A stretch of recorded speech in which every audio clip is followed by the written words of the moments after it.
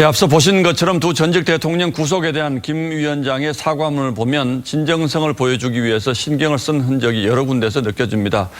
지금부터는 정치부 야당 반장 김수홍 기자에게 그 의미를 좀 더 자세히 물어보도록 하겠습니다. 자, 김 기자 어서 오십시오. 네.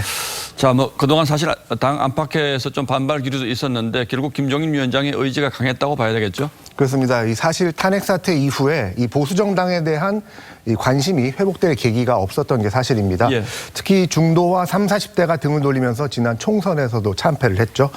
김 위원장은 취임 때부터 5.18과 전직 대통령 구속 사태에 대한 사과가 중도층의 마음을 돌리는데 꼭 필요한 절차라고 보고 그 시기를 조율해왔습니다. 예.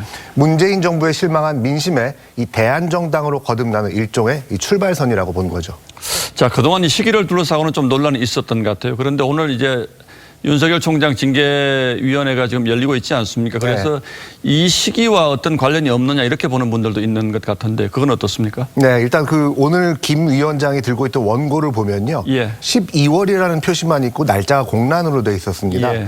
이 당초 박근혜 전 대통령 탄핵 4년째인 지난 9일에 사과를 하려고 했다가 예. 이 중간에 필리버스터가 들어오면서 이게 마무리된 오늘로 날짜를 정한 거여서 사실 큰 관련성은 없어 보입니다. 예. 다만 현 정부의 이 실망한 민심이 제1야당이 아닌 윤석열 총장에게 쏠리고 있는 시점에서 이 오늘 사과는 윤 총장에게 이 호응하는 민심과 이 국민의힘 사이에 어떤 교집합을 만들어주는 것이다. 뭐 이런 정치적 해석도 있습니다.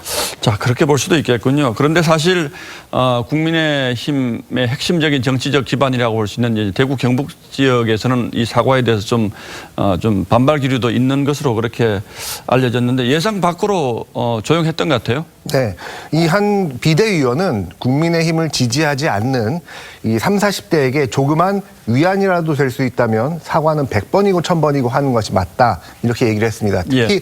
초재선 의원들을 중심으로 이 공감대가 형성이 돼 있습니다. 오늘 70년대생 초선 의원 14명은 반성과 성찰은 새로운 시작의 첫 단추라는 단체 지지 성명을 내기도 했습니다.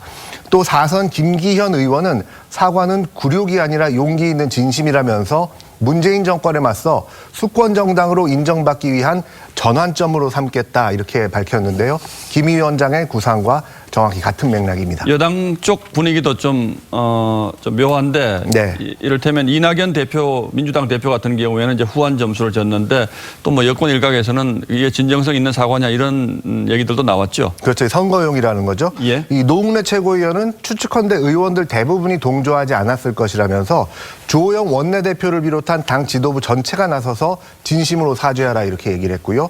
정청래 의원은 뜨내기 대리 사과는 사기라고까지 했습니다.